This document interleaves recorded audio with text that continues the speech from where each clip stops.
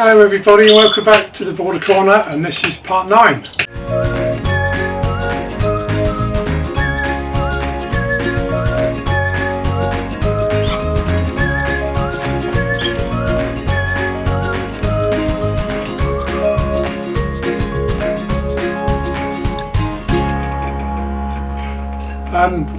Well, spring's definitely here, isn't it now? Here's a quick shot of the garden.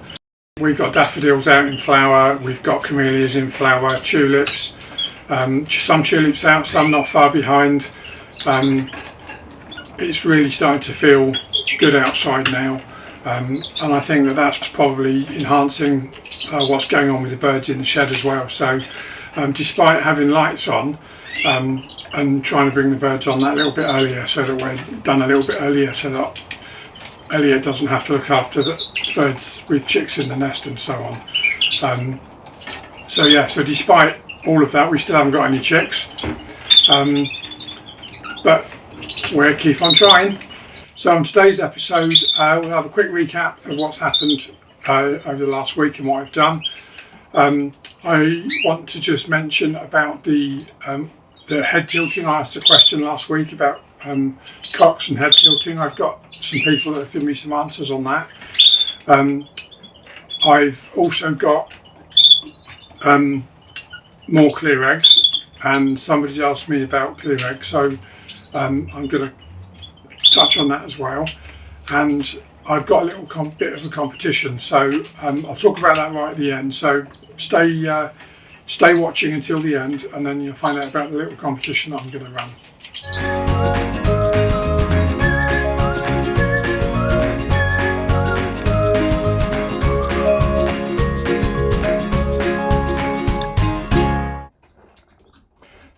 I've been asked what do I mean by clear eggs. In the last couple of videos I've talked about clear eggs and what does that mean. So here I've got a nest of 5 eggs.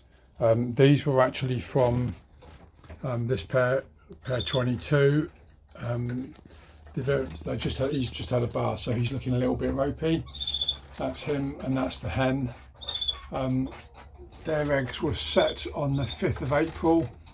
It's the 14th of April today, and I've checked the eggs again and they're all clear. So to demonstrate what I mean by that, I've got just this maglite torch. Any little torch will do. Some people use the light on their mobile phone, and you can see if I put the light against the egg, it's clear, it's very bright. That's just the colour of the egg inside. Now if there was an embryo growing in there, it would be very dark, whereas with these ones we've got nothing. So unfortunately that's another nest of 5 eggs, and they are all clear. So so that's just to give you an idea about what we mean when we talk about clear eggs.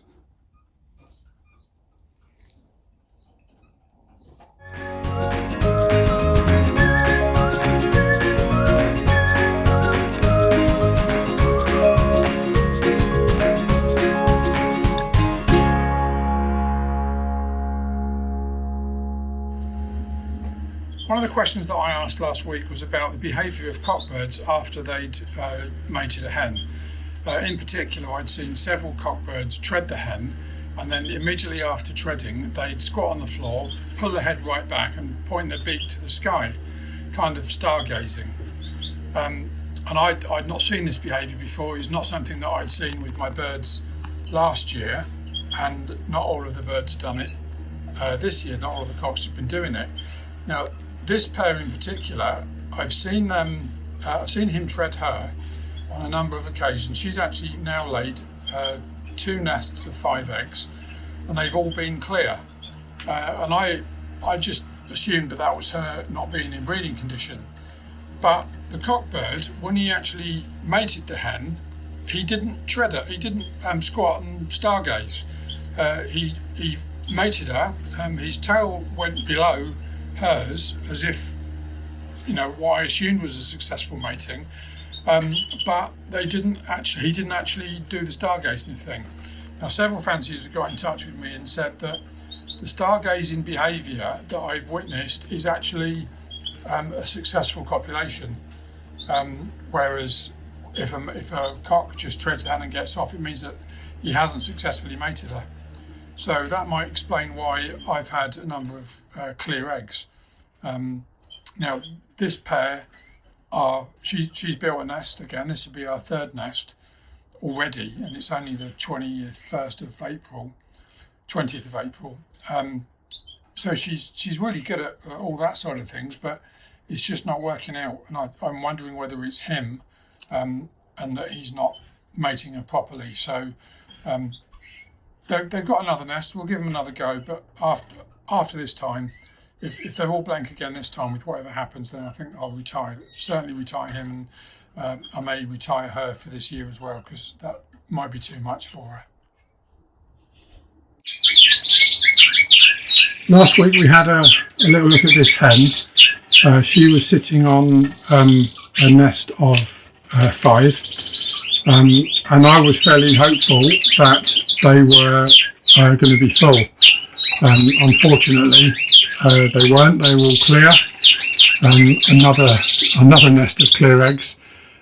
So I took the eggs away from her last Saturday, and she's been up here in a different cage now for the last week. When I candled the eggs, they looked like they were full. At least 2 of them did. So I'm not quite sure what happened. I think maybe because I didn't actually take them out and look at them properly. But yeah, so I've broken that nest up anyway, and she's back up here now. It's only 7 days today 6 days actually since I took them away from her. So it's surprising how quickly they get ready to go again. They get it in the frame of mind that they want to go again, and that's it. So, and as you can see, exactly alongside what she was doing last time, the newspaper bedding is being destroyed. She's been posting bits and pieces of newspaper into her water through the wire. So I don't think it's going to be that long before she's going to be wanting to go again. So got to make sure I give her a full 14 days. So she's not going to be getting close to anything for another week. So slightly better news. This is a border hen. She's the one that was paired up to the best self-green cock bed in the bedroom. She has laid 5 eggs. And again, I'm pleased to say that I did see the cock mate her and then do this head tilt. So I'm fairly hopeful that should mean that we've got some fertile eggs to come in there. Now what I've done is, I know one of my intentions has always been not to use feeder canaries and to use the border canaries to raise the chicks themselves. However, having said that, because I don't have many, I've said this before I think in last week, so apologies if I'm repeating again, I want to try and get the most out of the birds this year as I can, so I am utilising some feeder canaries. So I've put the eggs from, let's just get this in focus, sorry.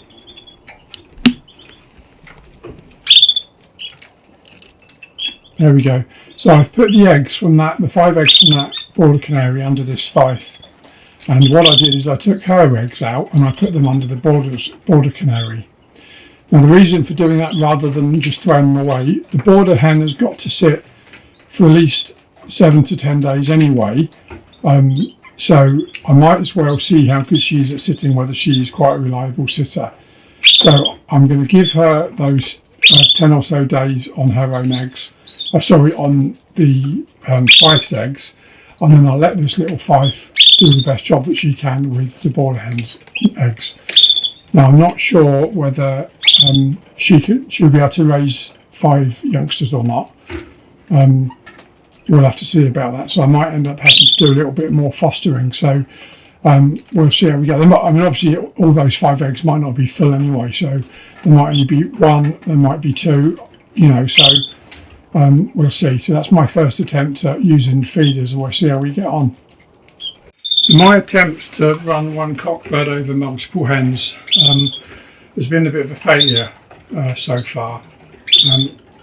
I don't know whether it is just lack of knowledge on my part, whether I'm not experienced enough to recognise the signs as to when I should be moving the cockbird in with his hen. But what I had was, this is the self-green cock, and he is partnered, paired up with that hen, the self-green hen that I showed you right at the start. But the two hens that I've got here are the two hens that I really, really want him to, I want him to tread. So the one in the left-hand side there, she's sitting on 6 eggs. Now that she had laid those eggs, or started to lay those eggs, after the point where I thought, right, well, this isn't working, trying to run one cock with multiple hens. So I decided that what I would do is I would just run them as a pair, and I would target to put him with this clear buff cock on the right. Sorry, this clear buff hen on the right hand side here. She's a 2021 bird. So that was what the plan was. And then the hen on the left started laying. She's laid 6 eggs. So I thought, well, I've got nothing to lose now with keeping them set as a trio. If the hen on the right shows signs and she wants to start nesting, then I can just pull the slider, let him in, see what happens, and then take him out again. And then I'll still give him sight of the hen on the left. So hopefully then neither of them are going to be a shock to him. But I don't quite know whether that's the right way of doing things, or whether I should be pulling the slider, letting him in. If he doesn't mate, to take him out. And the problem is, I did that last time with this hen on the right, and he never trod her, and she ended up laying 4 eggs, all of which were just laid on the cage floor, because she never set about any breeding activity. She never attempted to build a nest or anything. So I'm a bit flummoxed, really. As I say, I'm sure that possibly is down to me.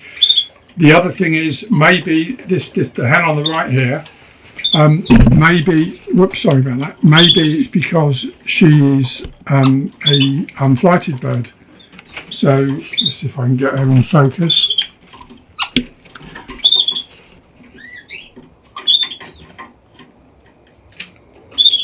Here we go. So she is a 2022 bird. So this will be her first breeding season. So it may well be that she's going to be a bit hit and miss. I don't know whether that's something that I can expect with trying to breed with unflighted birds.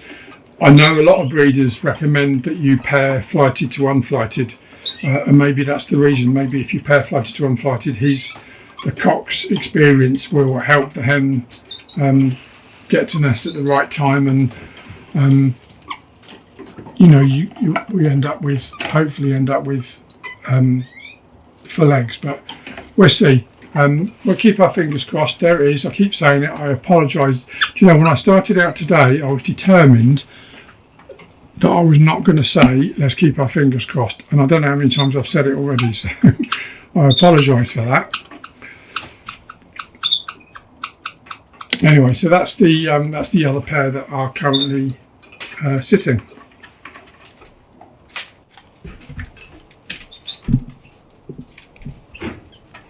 Always good to see. It doesn't matter what breed of canary. I think it's great when you see the cock feeding the hen, although that looks like that's what we're going to get. So here's the second cage of Fifes. They have now done their first nest. She's laid 2 eggs, so I've taken those away from her, and she's got plastic eggs in. I mentioned the blue hen earlier. She's got 2 eggs in there as well. So what I'll probably do is, I haven't set any of the eggs yet, and as the blue hen has laid 2, I'll let it go and see what happens with her over the next few days. And once she gets to effectively the 22nd, which will be Saturday, would have been the time that she'd have laid her 4th egg, and as that will tie in to these Fifes, and when they'd have laid their 4th egg, then I'll see about swapping those eggs over and giving them all to the Fifes to rear. See if we can get him feeding her again.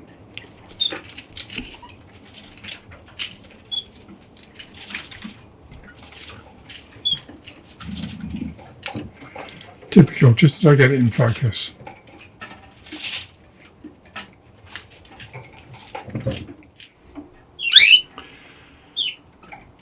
Do you remember my white cockbird that I was so kindly lent by a friend to help me out after I'd lost my stud white that I brought in?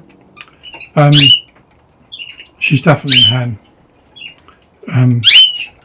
This week, nest building has begun in earnest, and we've had some feeding between her and the cockbird. As you can see here, she's coming backwards and forwards to the nest. The nest is built.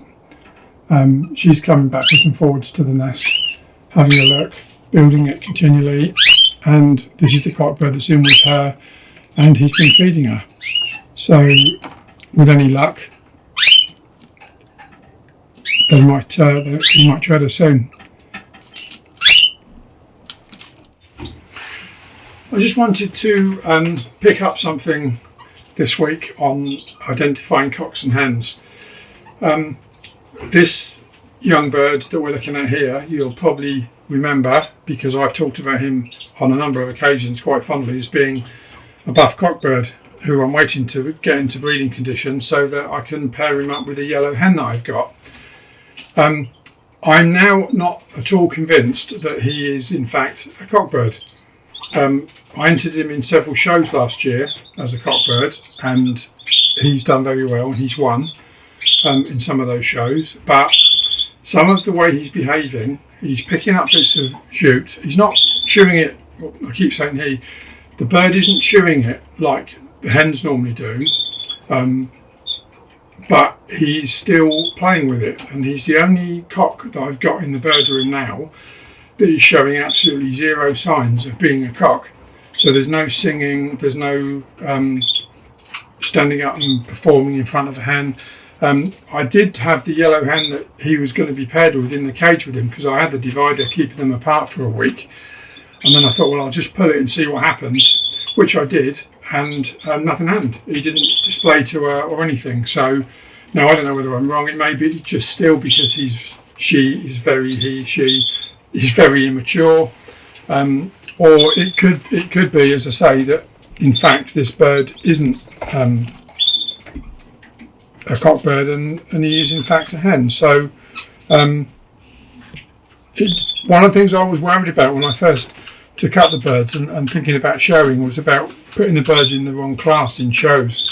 And a number of folks said to me, honestly, Andy, don't worry about it. There are many experienced breeders out there that do this, and they get it wrong. So don't worry about it. And anybody that tells you that they don't do it is telling porkies.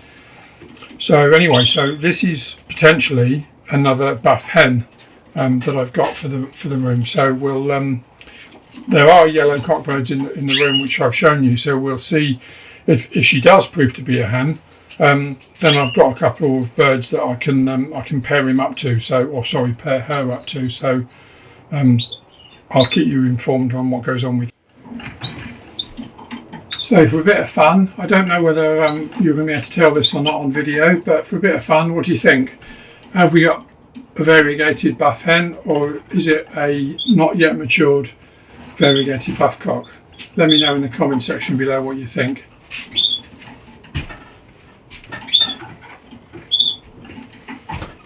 So in view of what I was just telling you about the buff bird that I now believe to be a hen, that gave me a bit of a problem with regards to what I was going to do with my yellow hens.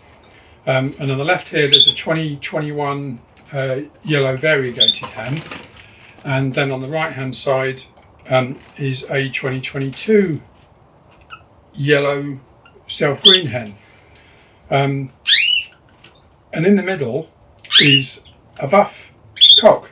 Now I thought that this was a hen, so I just assumed that I was going to it'd be one of those that it's a nice enough bird, and I felt that if I was able to get my good cocks to cover the good hens, that it would be worth having a look at her at some point, maybe later, as a second or third round.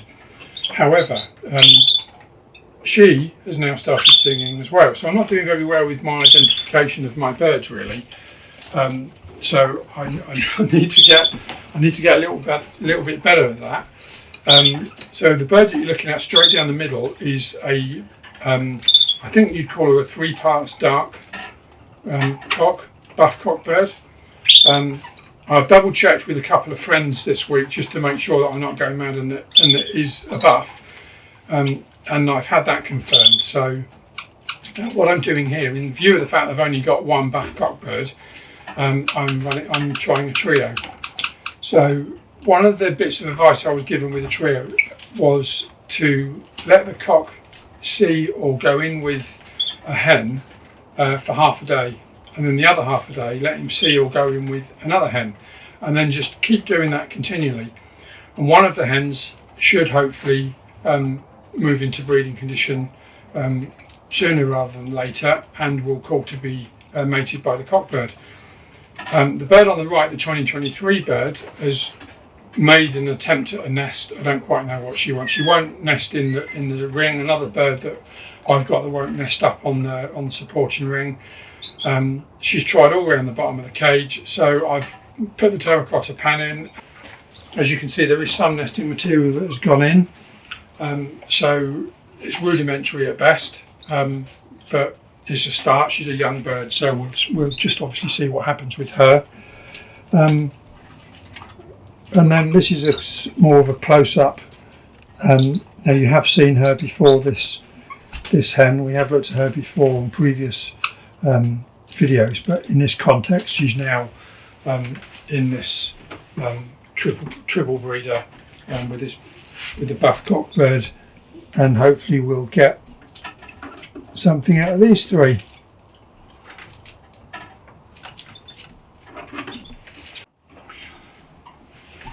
On to my third hen, who is sitting on eggs.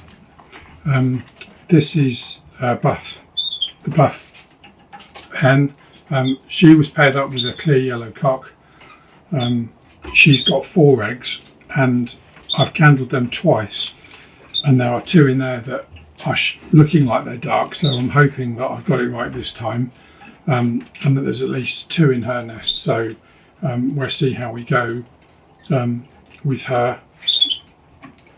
They were set on the 11th of April, so they will be due in 5 days' time, so not long to go. So if the eggs are full, then we should have some chicks to put on next week's show, so let's keep our fingers crossed. And here's the blue hen. She's sitting tight now on her 2 eggs, so I don't know whether she'll lay anymore. It's been a bit strange, her egg laying pattern, but we'll see. If she only lays 2 eggs, I'm still going to put them under the fife anyway, I think. I don't know whether they're going to be fertile or not, but if she only lays 2, I don't want to wait. Whatever happens, I'm going to break her cycle and try again with, I might even try one of the other cocks. I've got a spare cock who is sitting up here. He's the clear cock, who is the father of that buff hen that I just showed you that's sitting on 4. So he's behaving in a really good way when he sees a different hen. So if the first cock that I've put with the blue hen doesn't work, then I shall be trying him.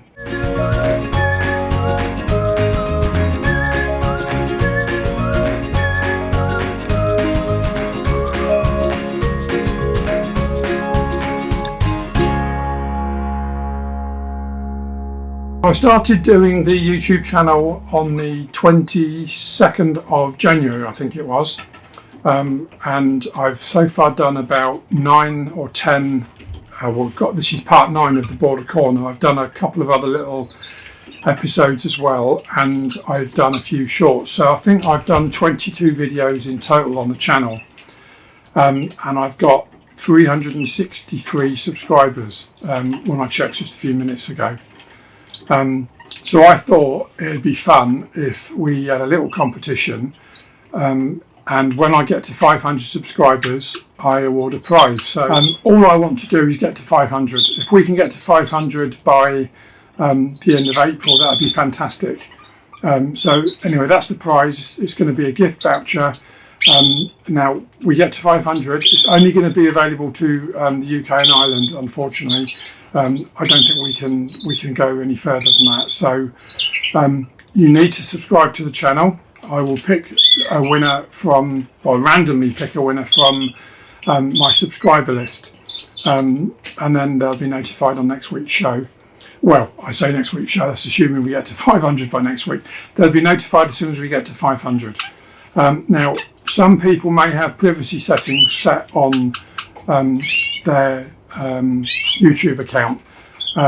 If you have done that and that's deliberate, then obviously I'm not going to be able to pick your name up when I view my subscribers.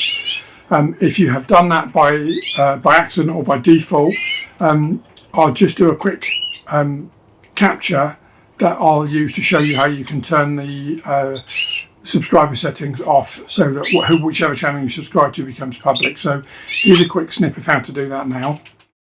Okay, so you need to go into YouTube. This only works if you use YouTube on a browser. So open up YouTube on whichever browser it is that you use. And then in the top right hand corner you see your little icon. You can see my picture of my canary icon in the top right hand corner. So you click the little icon, and then it opens you up with this other window which is got settings on. So click on settings, and then after you open settings you get this window. Now what you need to do here is look on the left hand side, you'll see a tab that says privacy. Click on privacy, and then it opens you up with manage what you share on YouTube. And the second item down is keep all my subscriptions private. So you need to move that slider to turn it off, and then you'll be visible on subscriptions. Okay, so there we go. So crack on. I'm getting 1,000 views of each video that I put up, which is, I'm just amazed that everybody's showing that much interest. So I just thought if you're all showing that much interest, it'd be nice to reward you all. So that's why I've done this giveaway. Please subscribe, keep liking, keep commenting, and we'll see you on the next one.